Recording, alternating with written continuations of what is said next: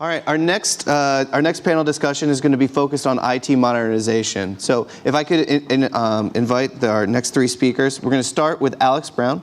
He is our VP for IT Transformation at GovernmentCIO. Next, we'll also have Major General Lee Payne, Defense Health Agency's Assistant Director for Combat Support and MHS Electronic Health Record Functional Champion. Finally, Beth Killoran, General Service Administration's Deputy CIO. Thank you very much, and I'll let you take it from here, Alex. Okay, thank you very much.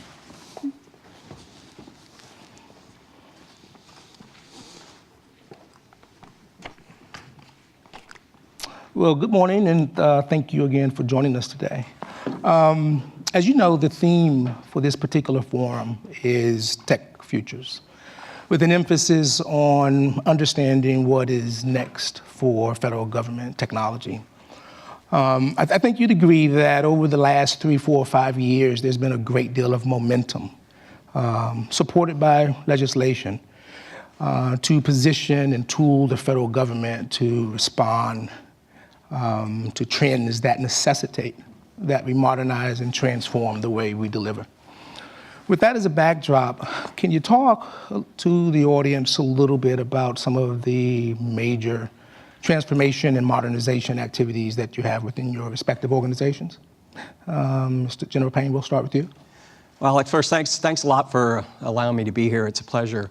I'm a little bit of an outlier in this room. I'm not a chief information officer. I'm not even a chief medical information officer. I'm at the end user part of this business, and I'm an emergency physician. I've been in the Air Force for 32 years. And I began my career in the emergency department, pretty chaotic environment, you know. We weren't using stone tablets to document when I arrived in the emergency department. They were phasing that out as I got there. But we documented in a place where, you know, on paper with carbon copies, most of which was illegible. We frequently didn't have access to the patient's record, or if we could get it, it would take hours. If the patient was unconscious and didn't have family there, we were completely reliant on the paramedics if we could find them to talk about that. And across my career, I've been involved, though, in several. In fact, my career spans all of DoD's involvement in electronic health records. CHCS1 was implemented when I was in the emergency department at Madigan. And throughout my career, the current electronic health records were, I was a hospital commander at one of our major medical centers, where I experienced firsthand sort of the ferocity of people's resistance to change as we went from the old record to the new record. Even at one point in my career, I was early in the 90s, I was trying to implement an emergency medicine patient record system, Empress, but it was really way ahead of its time. I've been involved as the AFMOA commander with the digitization of our records and transfer of those records to the VA. I've deployed multiple times to Iraq and Afghanistan. And in my last job before I came here to the DHA, I was involved in aeromedical evacuation, and we have to document in the far forward areas of the world, as well as in the back of airplanes as we move patients across the globe. So we're engaged in a couple of different major transformation efforts right now. The Congress has given us a lot of guidance. National Defense Authorization Act of 17 and 19 really changing the way we do business, going from sort of 3 healthcare systems to really the administration and management. The great transformation involves the TRICARE contracts, but also the administration and management of the military treatment facilities are going from the services to the Defense Health Agency. That's a big effort. And in our modernization realm, we are moving into MHS Genesis, which is our new electronic health record, which is lots of pieces, but the Cerner Millennium product is the medical piece of that, and the Henry Schein is the dental piece of that. And I would say that finally, before I turn it over, is interoperability is critical for us as we've moved forward. From the time, if you think about when I started my career to where we are now, obviously the VA in 2017 decided to purchase the same record we're purchasing, so that's a key factor as we move forward. And the fact that 60% of our care is done in the network. We need to get, through health information exchanges, we need to get that information to our clinicians as we move patients in and out of the network care. So lots of transformation and modernization going on in our realm. Great. Beth? I'll kind of piggyback on what you just heard. So I think if for folks that have either been in the government for a long time or are just new, any particular industry will ping pong back and forth. So some of the things that, were popular technology-wise, 20 years ago, whether it was managed services or macros or, whatever that capability was, they're similar types of technology, but it has advanced. So instead of macros, you now have RPA. Instead of, a cloud managed services and joint hosting, you now have the cloud, which is allowing another vendor to really handle that infrastructure need for you. But so at GSA, they have really taken that and adopted it and moved forward not only with cloud acceleration, but really looking at what I think is going to be the true technology accelerator, which is going to be the artificial intelligence and machine learning, not RPA, because that's really helping to modify and automate your business process.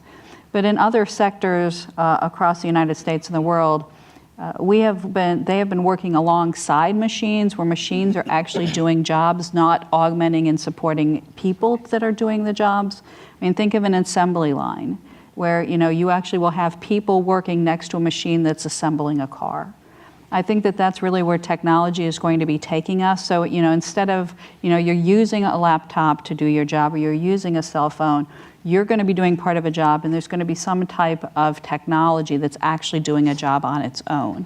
And we have to think about how, as we heard from the last group, are we looking at our workforce and how are we looking at technology to make sure that we all understand how you are going to want to do your high value work and how this technology is going to do the low value work, the things that maybe are taking a good chunk of your time today, but really is not adding value to your life or not adding value to the overall mission, but it's the things we have to do. Whether it's mandated reporting, regulatory kinds of activities, compliance-based activities, how can we use our technology advances, especially in the areas of artificial intelligence and machine learning, to do that work that we have to do, so that we can really focus on that analytical capability, providing those medical services to patients, doing the research to advance, the cure for cancer, to be looking at how we can actually, prevent the next terrorist act. How can we allow you to do that high value work and allow the technology to do the other work that we have to do that right now is probably taking a good chunk of your time. And at GSA, that's really where we have been investing and looking at those initiatives, both within our agency and how we can partner and support other agencies such as USDA and others that are looking at these particular journeys and figuring out how we start pockets, build on some pilots and some initial projects and technology that we can, learn from it, and then catapult very quickly forward. Good, thank you very much. General Payne, I was thinking back to our prep discussion we had last week. And I have to say, when I hung up the phone from speaking with you, I called Michael Hoffman and I said, he's passionate about what it is that he does. And he said, yeah, absolutely he is. So with that, I expect that there is a vision that is clear as day in your mind about the transformational impact MHS will have over the military health system. And I'd like some insight from you on that. And particularly, I'd be interested in understanding why now. I know you spoke about that earlier, but it seems like now is ripe. We have you at the helm. and it seems like the right thing to do at this point. So just a little bit of insight from you on that. Okay, thanks. I think, let me step back just a little bit. When you think about our legacy systems, I think they served us well, but they kind of reached their end of life. So we really shifted gears in 2012, 2013, began to look at changing our acquisition strategy. Things that we had really sort of developed in-house, we turned that over to the acquisition professionals and said, buy us a commercial off-the-shelf system, a cloud-based system that we can use, much like you would purchase any major weapons system or business system. And what does that give us? It gives us a system that's in use across the globe already, that's taking care of patients safely with high quality across many hospital systems. It gives us one of the things that's really exciting about this is we get regular upgrades. In fact, just last month, at the end of last month, we conducted a major upgrade to our system and put the most current software out there. And that goes on for 10 years, and multiple upgrades. And it also engages us in the community of the people that are using this system. Eventually it'll be the VA, but we're engaged with other commercial partners that use Cerner Millennium about how they're transforming and improving care, and then we get to contribute to that. So it's almost like crowdsourcing in terms of, obviously Cerner makes the decision about what they're going to put in their record, but we can certainly influence that. So the acquisition strategy changed for us, and I think that's where our legacy systems were. The commercial markets moved forward, and I think, and the Cerner product is also very configurable, which helps us in DoD. The other thing that we've done, I think, and this will resonate with you all, is the IT infrastructure needed to be improved, and we are seeing that on a daily basis. We have the medical community of interest. It's a MedCOI, as we call it, is a DISA-provided service that it will eventually be at all our DoD facilities. We're out in front of that now, beginning to push that across the enterprise, and the VA is also moving in that direction. The other thing that we've learned a lot about is medical device interfaces. There's thousands of medical devices at our facilities, and I know it's going to come as a shock to you, but we didn't all purchase the same thing. So as we try to connect those things, the other thing I've learned is that medical devices are a big cybersecurity risk. We've got to make sure that those devices are secure, and so we're working through that process. And eventually, I think we're going to be, I think this, for me, the biggest part of this whole thing, Alex, is this is transformational in the sense of back to how do we provide safer, higher quality care using the electronic record as a tool and not as a barrier to that care. I think that's an important part of where we're headed. I also believe that when we get finished with this, both in the DoD and the VA, 20 million beneficiaries will be under our care. We're not only going to be able to influence the healthcare record marketplace, we're going to influence the medical device marketplace, and I believe we may have a chance to influence healthcare in this nation. Very good. Thank you for that. Beth, this next question is for you. I've been in management and technology consulting for 23, 24 years. And GSA has long been recognized as a leader in innovation. With securing applications, reaching higher velocity in terms of the ability to respond to the new feature sets and functionalities of the end user. How have you leveraged frameworks like DevOps and DevSecOps to address aspects of modernization from legacy applications? So thank you for the question.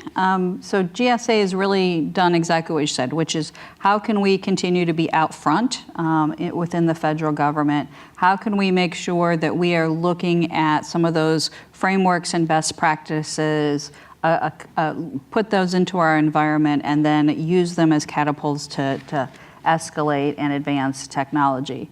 DevSecOps is just one of those tools. So, within the GSA, we have a couple of main lines of business. Federal Acquisition Service, which has a the largest volume of acquisitions in the government. And we have a number of federal agencies, including DoD, that come frequently to the organization. And so we have to have systems that are expandable and up to date. So I'm going to say that, think about this from an environmental perspective. What we have found as a community, as a nation, as a planet, that ecosystems matter, and you have to make sure that you have all the pieces of the ecosystem in order to survive. And in some cases, if you take one small thing out of it, whether it's a plant, it's an animal, it's water, the entire ecosystem doesn't thrive. And the same thing happens with technology. So for those of you who have used Agile, you understand that you need to have the business there all the way through. And what DevSecOps does is it puts the rest of that community together. So not only do you have the engineers and the developers there, you also have your security folks and the operators all in there together as you start thinking about from ideation all the way to operations. But you also need to make sure that you have your business folks there still with from your Agile perspective. You need to make sure you have your acquisition folks in there, and potentially legal and any other people that that are need part of that ecosystem. The other part of it, though, is that in order to have the acceleration that you want, what can you automate through technology? First of all, to help to decrease human error, to improve the acceleration, make sure that you're documenting and understanding what kind of code that you're building, and then you can actually put it through this kind of assembly line kind of concept that I talked about earlier and move it forward as quickly as you can, but you can make sure it's secure, you can make sure that it's tested, you can make sure it's validated, and you can make sure that it's documented and housed and even archived as you move it through the process, which then allows you to accelerate it faster, and that's what we've really adopted. And we have different applications that are at different stages of that, and as your teams mature, you can add more technology to it, which then accelerates that process. And so you can take things that might have, from an Agile perspective, gone from, it was originally 2 years, you got it down to Agile to be in 8 months. You could use this type of methodology and get it down even further. It could be, days and weeks to be able to have applications and segments of it that you can move to users. Because at the end of the day, we are all here for the mission, and I think so many people either want to be part of the government because of the huge and varied mission we have, but we need to make sure that we're delivering to them because they're there on the front lines trying to do that mission, trying to help our citizens, and saying it's going to take us 2 years is just not doable anymore. Mm-hmm. Gotcha. Well, thanks very much. General Payne, you spoke earlier about the MHS Genesis providing not just better care, but I think efficient care across the DoD. In what ways do you see this providing standard care across the DoD? So I think the efficiencies are solid. I think you achieve efficiencies a lot of times through standardization. Mm-hmm. But just curious to understand your thoughts about what it will do for the organization writ large. Thanks. I think that's a great question. And for me, this is where the transformation really occurs. We were out in the Pacific Northwest looking at MHS Genesis last fall with Secretary Shanahan, and he's obviously got a big background in industry and lean processes. And he pointed out to us that rigorous adherence to standards unlocks creativity and innovation.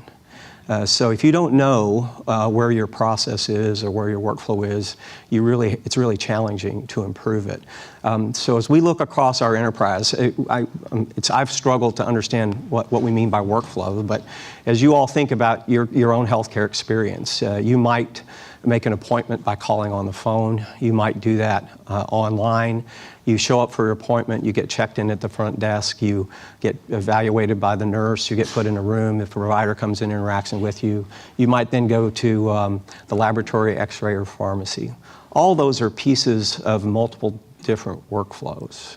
And as we look at workflows across our enterprise, we're taking 3 hospital systems. We've discovered so much unwanted variation as we look not only between services, but between hospitals within services and even inside of big medical centers. People do things very, very differently. And in a cloud-based system, the workflows have to be the same. So for me, standardizing these workflows, the product is configurable, so if we have clinical practice guidelines, we can inject those into the system to make people do certain things.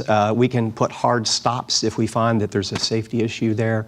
And then eventually all our data will be in a platform within Cerner, both our data and the VA's data, in a platform called Healthy Intent. So the questions that we're going to be able to ask and answer, I think, are going to be hugely powerful once we get this record fully implemented. Yeah, fair enough, fair enough. The next question is for both of you, and I think this is the doozy. So generally, most people are interested in new and different and better. It oftentimes comes with some pain, right? There are challenges associated with it. I know in my time in federal government, on the vendor side, I've seen the organizational inertia to change. I've seen the preference to do things the old way because it seems to work better. And so there are several challenges. I'd be interested in understanding what challenges you're seeing in moving your initiatives forward, and what have been the lessons learned associated with them? Please. Okay. Well, for us, change management and training have been two huge things. It's shocking to me how tightly people will cling to a record that I know they don't like.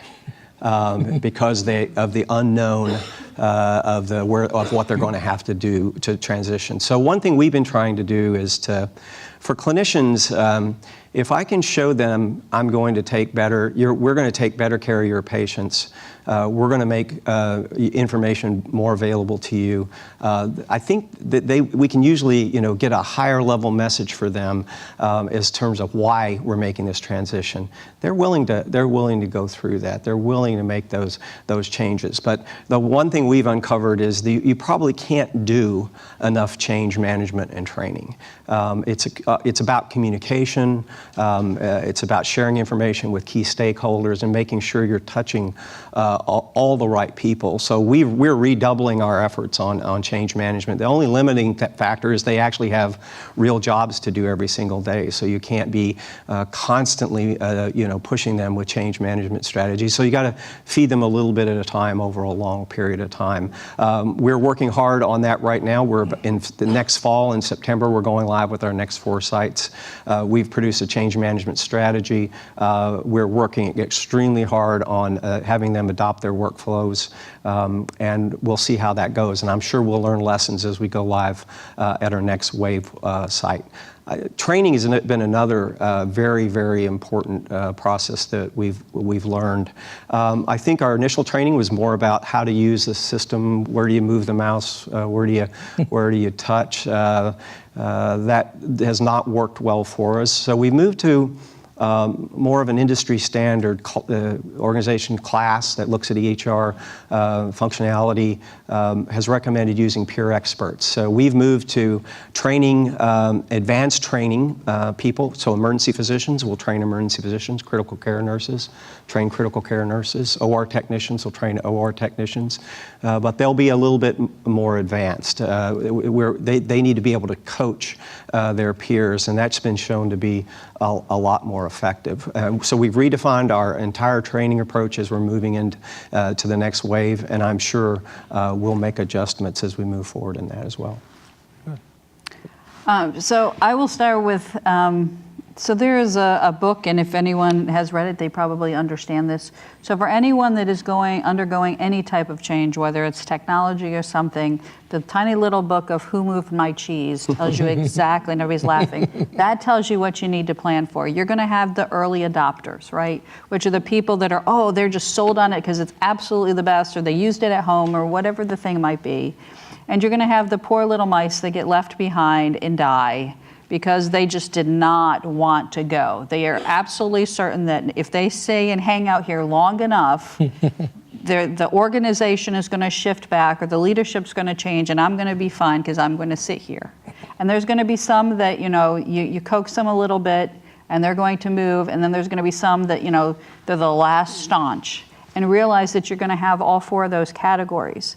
And you have to have different mechanisms in order to engage each of those populations, because you want to have all of them on board. And even the one that wants to stay behind, there's reasons that they're concerned. Either there's been a lot of change and upheaval in your organization, and they've seen this kind of ping pong back and forth, and they've just entrenched themselves to like, I'm just going to stay here because this too shall pass.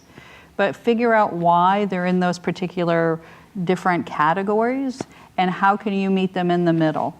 The other part of it too is you've got to have a strong executive champion, right? Because if you do not have the leadership at the top that continues to drive and support the change, the inertia that happens in the middle is going to overpower the change. And so think about, your different messaging. It can't just be, you go in front of the room or you talk to your employees. There's got to be different levels of communication. There's got to be different levels of engagement based on the populations. And having some of those folks that are both at the early adopters and at the far end, the laggards, having them part of those requirements, the testing and the actual process to move it forward will actually make a cultural shift. If you just try to drag them along or kind of think that maybe they'll leave on their own, then that means that as leadership changes, it will change the culture back because it hasn't sustained on its own. You need to make sure that you're building that from the ground up and understanding at the end of the day what is most important to your employees are, how can I make sure I get my job done? How am I going to be recognized for my performance? How do I make sure that I'm looking at my future career? And why is this important to me, and why is it important to this agency? If you can do those things, you can make any change happen. Well, thank you. So I think we have time for maybe 1 or 2 questions. Do we have any questions in the audience? We have one. I see the gentleman in the back, Weston. Yes, General. Yes, General. Good morning to you and everybody, and thanks for the GovernmentCIO to have this event. My question is this: people that participated in the armed forces and they go to different screening and process in the medical process, their records, they don't match with, they don't talk with the Veterans Administration. And even sometimes if you go in a hospital like in Bethesda Hospital doesn't have what the patient has been seeing at the VA hospital. Is there going to be any sort of arrangement so the patients themselves, their own medical history can be cross-related? That's a great question. Let me say, even today, we share more medical record information through a product called the Joint Legacy Viewer. I think we have 416,000 users across the DoD and VA. That's how we actually see our records in our legacy systems for our sites that are on MHS Genesis as well. So you can go into the VA can go in and see DoD records, and DoD can go in to see VA records. We share more than I think any two healthcare systems in the country. Obviously, that's not as seamless as we would like it to be. So where we're headed, though, with DoD and the VA on a single instance of this record, we're going to be on the same record. That's going to be hugely powerful for us because we're seeing it in the Pacific Northwest. We're seeing, I'll give you an example, one of our commanders at one hospital is a urologist, and she goes to the other hospital, the bigger hospital, Madigan Army Medical Center, to practice. She doesn't have to go to the IT department. She has to get privileged and credentialed to that facility to go to work, but she just plugs in her CAC card and she is live in the system and she can use, so she bypasses all that. So you can imagine as we do that with the VA, not only is the veteran's record going to be there, we won't have to ship it like I was talking about, digitize, put it in HAMES, push it over to the VA. The same record will be there. We're also putting this record, MHS Genesis is going to be in the Coast Guard. It's going to be at the military entrance processing centers. So it will be there when we're on active duty, when we're deployed. We're going to connect this record in low bandwidth and no bandwidth environments, care in the airplanes. As far forward as we can begin to collect data, we're going to do so. And then that record will be available when I retire and I become a official veteran. My record will be there in MHS Genesis. So I think we're on the right path for DoD-VA sharing of information by this joint record. Just today, I was on the phone with my colleagues. They're in Kansas City. They're having a nursing practice summit with the DoD and VA to work out how are we going to do these workflows. And sometimes the VA has great ideas and we adopt those, and they're adopting some of our ideas because we're a little ahead of them. Their first go live, I think, is in 2020. So I think it answers the mail on DoD-VA interoperability. Okay. Well, I think we're going to take one more if we can get one for Beth. We've got one down here. Where? Okay, great.